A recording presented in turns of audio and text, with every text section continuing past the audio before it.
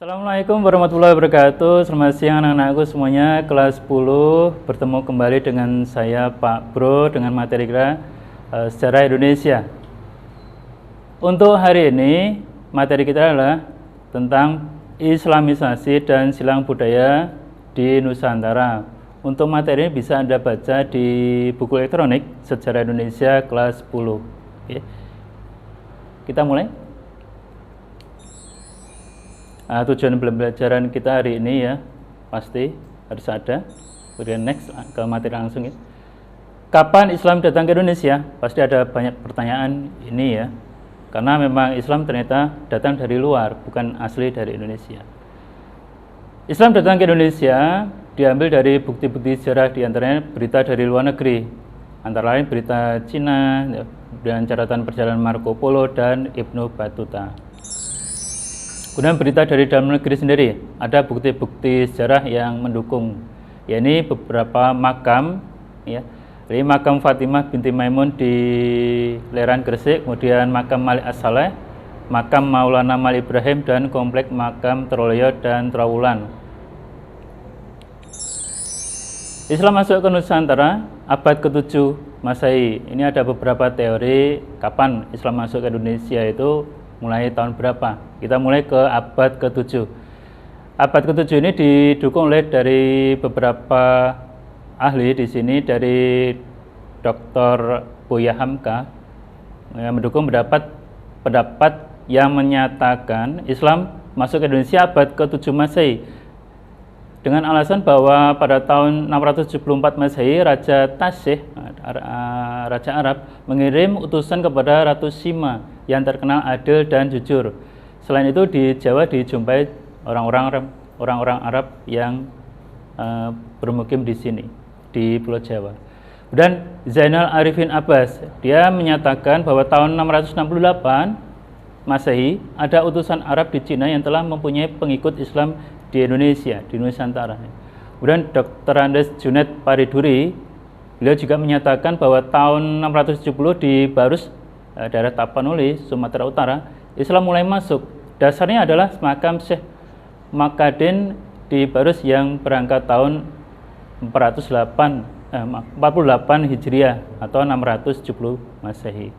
Selain dari beberapa tokoh, ada berita Cina, yaitu zaman dinasti Tang, menyebut bahwa di daerah Kanton atau Sumatera ada orang-orang yang beragama Islam, ya, mereka bermukim di wilayah Sumatera bagian utara. Kemudian ada pendapat Islam itu sebenarnya masuk abad ke-11. Ini pendapat didasarkan pada adanya makam Fatimah binti Maimun, sebuah komplek makam, situs makam di daerah Leran, Gresik, Jawa Timur, yang berangkat tahun 1082 Masehi. Dan Islam masuk ke Nusantara diperkirakan abad 13. Ini ada beberapa bukti yang mendukung, yakni berita dari Marco Polo yang pernah singgah di Sumatera bagian utara. Ketika ia mengadakan perjalanan ke Cina, dari Cina ke Persia, dia singgah ke Sumatera Utara terlebih dahulu. Kemudian beliau menjumpai orang-orang yang telah memeluk agama Islam.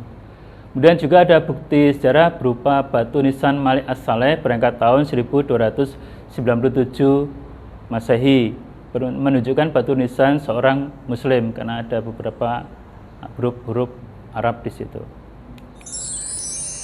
Kemudian ada bukti juga mendukung bahwa Islam masuk ke Nusantara abad ke-15. Pendapat ini didasarkan pada berita dari Mahuan, pedagang dari Cina yang pernah singgah di Gresik tahun 1416. Di situ Mahuan melihat sudah banyak masyarakat yang beragama Islam walaupun pemerintahnya adalah Hindu. Asal-usul Islam di Nusantara. Islam datang dari Arab, ya.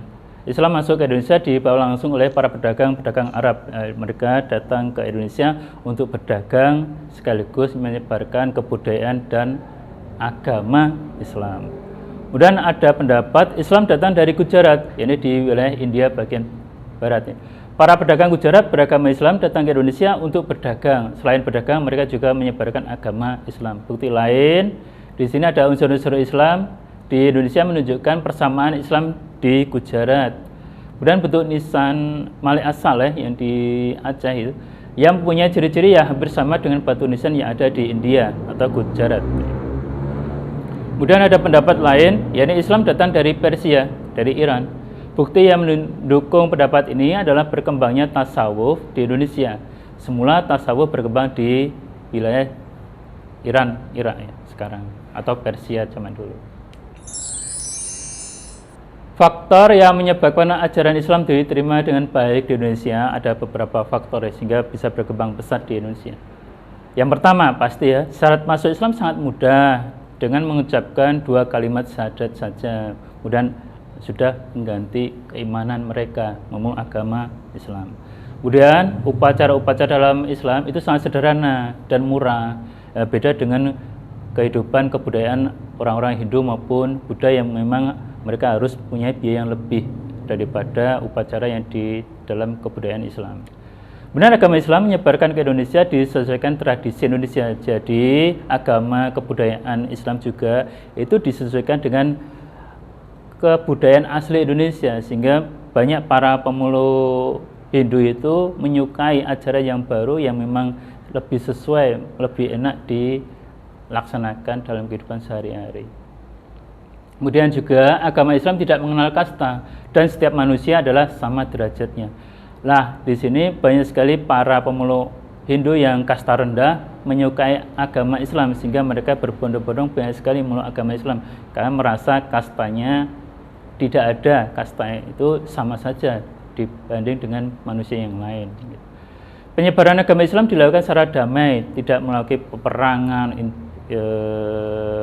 konflik-konflik yang menyebabkan kehancuran, sehingga banyak sekali para pendakwah itu disambut dengan baik di masyarakat secara umum.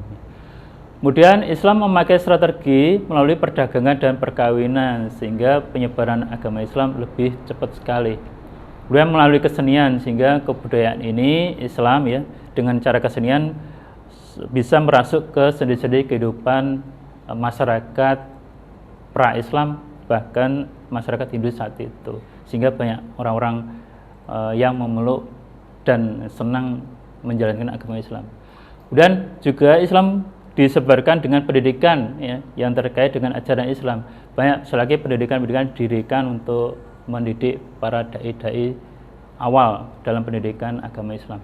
Dan ajaran tasawuf yang sangat erat kaitannya dengan kebudayaan asli Indonesia sehingga agama Islam itu bisa diterima dengan sangat baik. Oke. Untuk penjelasan di sini tentang saluran-saluran Islamisasi di Nusantara, antara lain perdagangan, pasti ya perdagangan. Setiap pedagang itu datang dari luar sehingga ke Indonesia untuk beberapa waktu lamanya. Mereka bisa mengenalkan tradisi, kebudayaan, dan juga agama Islam kepada masyarakat yang dituju. Orang Arab, orang India, orang Cina yang beragama Islam datang ke Indonesia. Demikian juga mereka menyebarkan adat, istiadat, dan kebudayaan serta agama Islam kepada masyarakat lokal di Nusantara ini. Selain perdagangan juga lebih mengenal lagi tentang kebudayaan hal perkawinan. Ada orang-orang pedagang dari luar, saudagar kaya raya datang ke Nusantara untuk beberapa lamanya sehingga mereka punya kesempatan untuk menikahi perempuan-perempuan lokal. Setelah dinikahi, mereka kemudian diwajibkan memeluk agama Islam. Sehingga keturunan-keturunan ini percampuran kebudayaan dan tradisi antara Islam dan Hindu. Keturunan mereka akhirnya menurunkan kebudayaan dan agama Islam. Kemudian selain perkawinan juga, ini ada ajaran tasawuf. Masyarakat Indonesia memiliki dan menyukai hal yang berbau mistis ya. Dengan demikian, kedatangan kaum sufi yang menyebarkan tentang hal-hal yang mistis diterima dengan baik oleh masyarakat Indonesia, masyarakat lokal. Kesempatan ini dimanfaat kaum sufi untuk menyebarkan agama Islam secara tradisi dan kebudayaannya.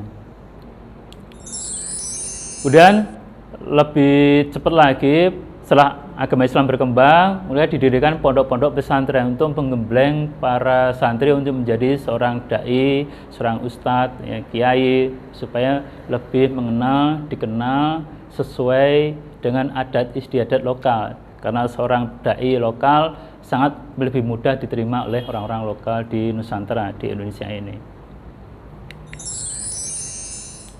Untuk kesenian, seni ini merupakan bagian yang tidak terpisahkan dalam kehidupan masyarakat lokal di Nusantara ya. Karena itu dakwah dengan menggunakan kesenian itu lebih mengenal lagi.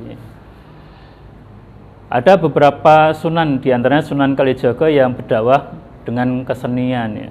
Banyak cerita pewayangan yang dikarang oleh Kalijaga digubah sesuai dengan ajaran Islam. Selain pewayangan, ada cara lain yang digunakan sebagai media dakwah seperti sekatenan, grebek maulid, seni debus, dan lain-lain sebagainya, sehingga masyarakat menyukai tentang ajaran Islam ini. Next, peran Wali Songo dalam proses Islamisasi banyak sekali. Para Wali Songo ini mereka dakwah, emang tujuan mereka untuk menyumbangkan seluruh kehidupan pemikirannya untuk perkembangan Islam di Nusantara ini.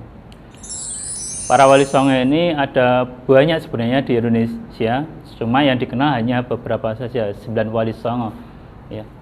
Ya, ini antara lain Maulana Malik Ibrahim, Raden Saleh, Maulana Ainul Yakin, Raden Mas Joko Said, Jawa Sotik, Umar Said, Maktum Ibrahim, Syarif Hidayatullah, dan Syekh Maunat ya. Ini akhirnya kalau sudah menjadi sunan, mereka lebih dikenal dengan beberapa sunan ini. Next, ini figur dari Wali Songo ya. Di samping Wali Songo ya, muncul pula para pemikir Islam berjasa menyebarkan agama Islam mereka, mengubah beberapa karya tulis, diantaranya adalah Hamzah Fansuri, Nuruddin Araniri, dan Bukhari Al-Jauhri. Kitab-kitab ini sampai ke kita sehingga kita bisa mempelajari kebudayaan dan tradisi Islam zaman dahulu kala. Oke, hanya itu saja untuk kesempatan hari ini yang bisa saya sampaikan. Terima kasih atas perhatiannya. Wassalamualaikum warahmatullahi wabarakatuh.